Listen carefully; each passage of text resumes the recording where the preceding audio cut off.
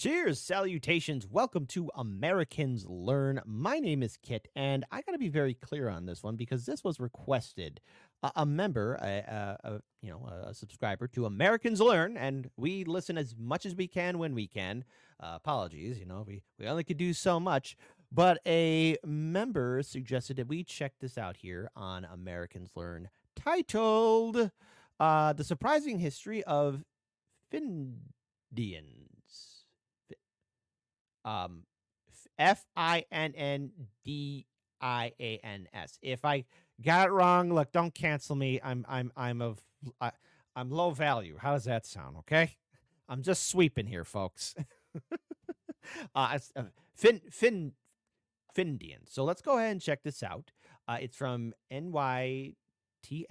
So let's go ahead and check this video out in a 3, a 2, and an uno, and support the original content creator. And let's find out about the Findians. We're gonna get our learn on, and I hope I said that right, because I don't know. The term Findian's been around for a long time. Thank God, I got it right. Dodge that bullet. Immigrated from Finland, and then my mother was full-blooded Ojibwe. I like got Sisu. That was a good movie, by the way. He's just wanted to cash in his gold for goodness sakes. And Finnish, there's so many similarities, so many cultural similarities that there are things that we didn't even have to really talk about. That was a time when Ojibwe people were not welcome, and Finns were not necessarily welcome either. Hi, my name is Danielle Romero. Thank you so much for being with me here on my channel, where we talk about American identity and family stories. And right now, I want to touch on a topic that I looked at a few months ago. I was looking at the Finnish immigrant experience here to the US.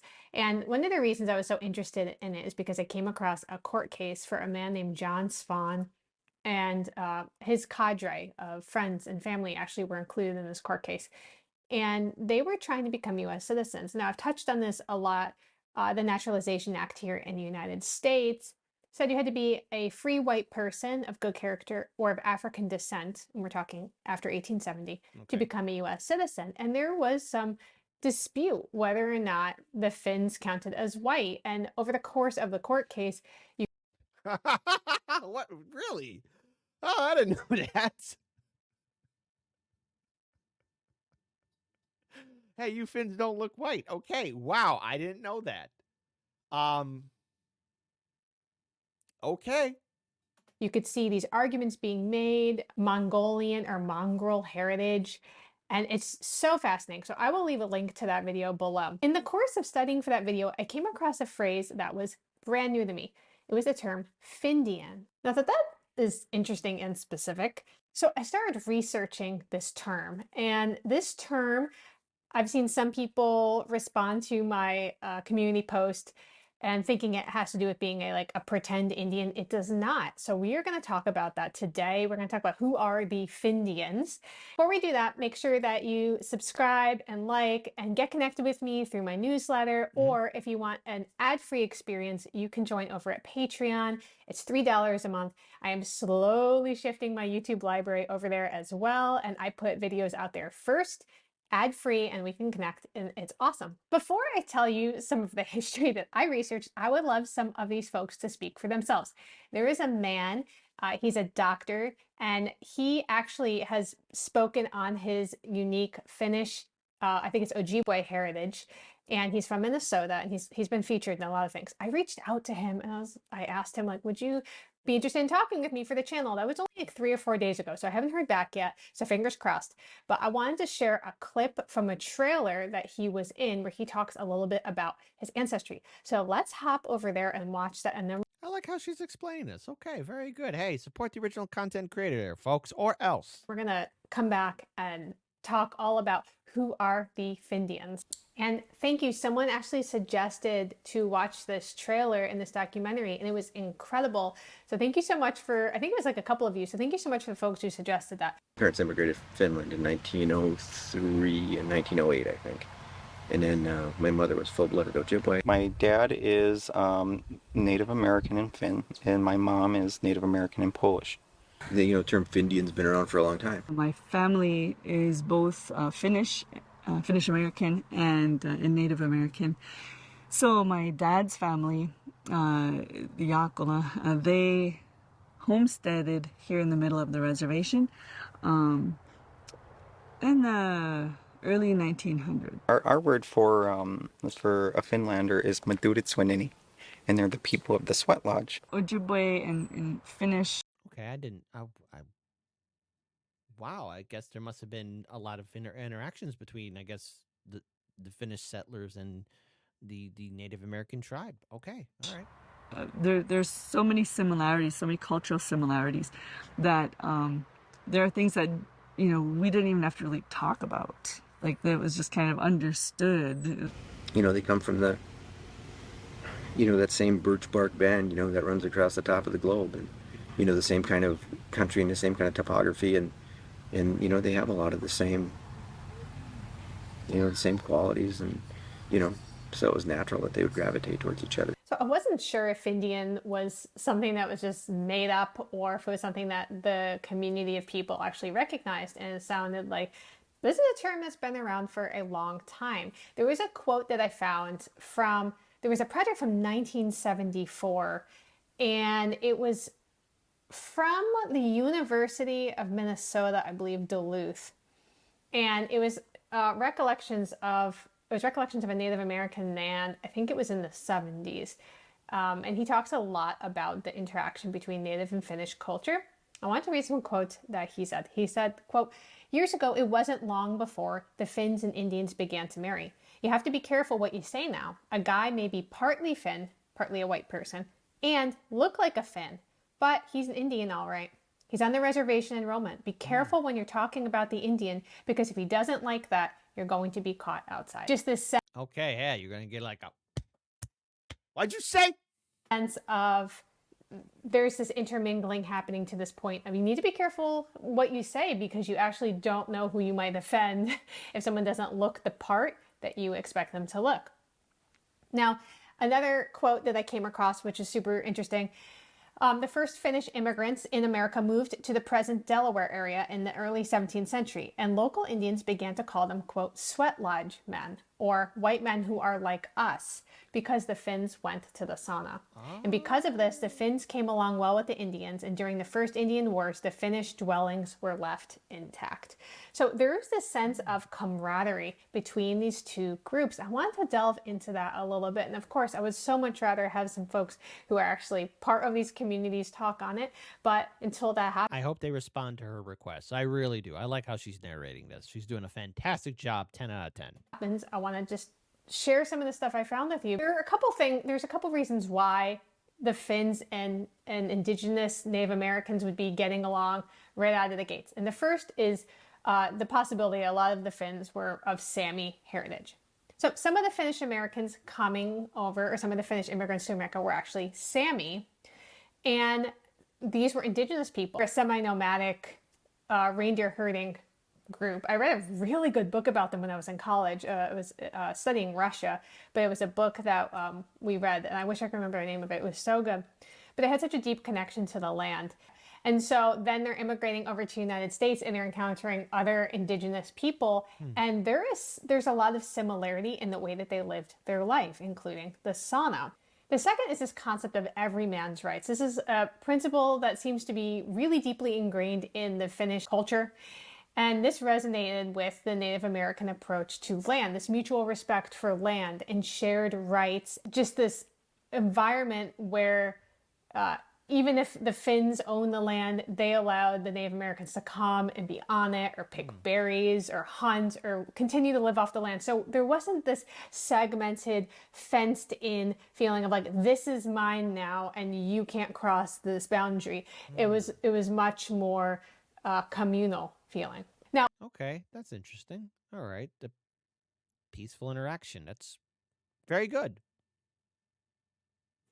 another reason why they may have struck a chord and stuck together was that there was a lot of shared prejudice that they both experienced. The dad side of the family, the Vainio name, Yes. is the Finnish side of the family. And I just hear so many sort of similar backgrounds to mine with that side of the family being immigrants, right? And needing to survive on the land and the sauna being built first. Was there more of sort of that side of the family that you grew up with other than just the sauna and grandmother's bread, of that immigrant experience up the shore? When my grandfather came from Jala, Finland in 1903, and my grandmother came from Porti, Finland in 1908, I think. And she was a servant, a maid in New York City for a couple of years. And my grandfather put an ad in a paper that she read for a housekeeper up in Sturgeon, Minnesota. And she answered that ad, and they ended up getting married. What are some stories from Okay, that's interesting. How families meet up. Okay. the Ojibwe side of the family, the Anishinaabe side of the family? So that's a lot of poverty. The boarding schools were designed to kill the Indian and save the man, in quotes, and they did a pretty good job of that. My grandfather was taken away from his family and put in boarding school when he was young. My Uncle George Earth was taken from his family and put in boarding school when he was young, and both of them are long gone. George Earth introduced my mother, my Ojibwe mother, to my dad. My dad owned the Good Luck Tavern in Sturgeon, Minnesota. I like that, the Good Luck Tavern. Want to have some good luck? Let's go to the Good Luck Tavern. And he treated George and George's mom and dad well, and had a bar, and George used to go and drink there, him and his mom and his dad. And that was a time when Ojibwe people were not welcome, and Finns were not necessarily welcome either. There used to be signs up in Virginia, I was told, that said no Finns, no Indians, no dogs. And oh my God, this is terrible. And George was always so proud that my dad would let them come in the bar and serve them like regular people. Mm-hmm. And my grandparents, my Finnish grandparents, would welcome George and his mom and dad into the house. And he's like, and that was just, it just floored him that they would be so giving. And I talked about the prejudice against Finnish immigrants in my other video. But like I said, there were signs that said no Finns and no Indians allowed. And these were stark reminders of the status of being an outsider. And when you have two outsiders together, a lot of times they create their own thing. Yeah, they're going to do their own thing. If we're not wanted, hey, how about we work together, buddy? And so the shared experience of marginalization probably deepened these connections between these two cultures. They were called the sweat bath men by a lot of Native Americans. It was like an affectionate term. And I came to, it seemed like it was a really affectionate term. They were the sweat bath men, or the men who were like us, which that's significant. That is such a significant name to be giving a group of immigrants who are just landing on the shores of the United States. So the name Findian is a portmanteau. It's like breakfast and lunch becomes brunch. It's Finn and Indian becomes Findian. And I think it's just a really unique experience, a unique story. And I don't think that this is a heritage that a lot of people have. Like a lot of American citizens have Italian heritage, or they have Irish heritage. Not many probably have this unique blend of cultures. Now, Liz Yacola, who spoke on here, she's a member of the Fond du Lac band of the Lake Superior Chippewa, and she has Finnish heritage. And she said, quote, "When the Finns arrived in Minnesota in the late 1800s, they came at a time when Anishinaabe were just put onto the reservations." Oh, okay. And so this timing, coupled with the shared affinity for nature and storytelling and communal living, probably laid the groundwork for this really unique cultural convergence. The Finnish sauna and the Native American sweat lodge, which were symbols for these people of purification and renewal, became like emblematic And that's why, you have the Finns being called the men of the sweat bath or the people like us. It was being used interchangeably. And when I was mentioning that article, or it was really a project from the 1970s, it's teaching from Paul Buffalo from the University of Minnesota Duluth. I want to read another quote from it. He said, "The sauna is something that the Finns brought into the country, but the Indian knew it before as a sweat bath. The Indians always had a sweat lodge before the Finns came. And before the Finns came, we called it a sweat bath, but we called it a Finn bath later on." Fin bath. Okay. Hey, that sounds like a good old-fashioned sauna.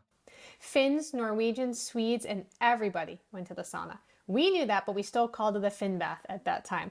The others got it from the Finns, and the Finns know how to do it. I just love the transition from saying sweat bath to Finn bath because it really reflects this blend of cultures, this new shared identity. And I think we see that sometimes in not even our family stories, but just the American story, how names change, things are blended, not just genetically, but the names of places, the names of foods, the way we do things. That for most of these things that we are doing and tasting and hearing and experiencing here in the United States, it has not been untouched for hundreds of years. It has been influenced by so many different cultures. And that's a beautiful thing. I plan on touching on this a little bit more in the future. Let me know what you think. I hope so. And there was a girl who was raised Anishinaabe in Minnesota, but she also had Swedish heritage. And she was picked to go to Sweden to be on a Swedish TV show to reconnect to her Swedish heritage. She got on, and I watched part of the episode, so I don't know if that'd be something you'd be interested in watching with me, and we can talk about it. It was so interesting because I think sometimes we see things as almost a one-way street where people with non-Indigenous heritage are trying to reconnect to that Indigenous heritage. And here it was the inverse. You have this woman who sees herself as a white Indigenous woman, is what she says, but she was disconnected from her dad's Swedish side. And she's trying to go on that journey of reconnecting, and that brings her over to Sweden. And so I just think it's absolutely fascinating to see that path of discovery. I really hope that Dr. Arnie sees that email and says to come I hope talk with so, us, too. because I think that would be just absolutely amazing. Thank you so much for being here, and we will talk soon. All right. First of all, I like this video. I like the presenter. I like the person who was giving us information about the Findians. I said it correctly. There you go. But now I want to know more. And hey, here's a shot in the dark. If we have anybody who's part of the Findian community, regale us in the comments section below and tell us of this unique interaction. Tell us your story. Everyone listen up, ears open, and let's be engaged with how two cultures who had a lot in common connected together and created something very beautiful, I think. Maybe that's something all humanity needs to realize, that we all have a lot more in common. And I wasn't aware of the hatred towards Finns, where he's at the prejudice against them, which is okay. Why? I guess man's inhumanity to man, but this channel, again, please, everybody, this was recommended to us, NYTN. So if you are a viewer of Americans Learn, and there's a video you want us to check out, well, just type in the comment section below, and we'll get to it right away as fast as possible, because it's the right thing to do and correct thing to do. And the original link, again, description box below. Please take good care of yourselves and each other. Drink that water, and I'll see all of you on that flip side. Ooh la la. Peace and take care.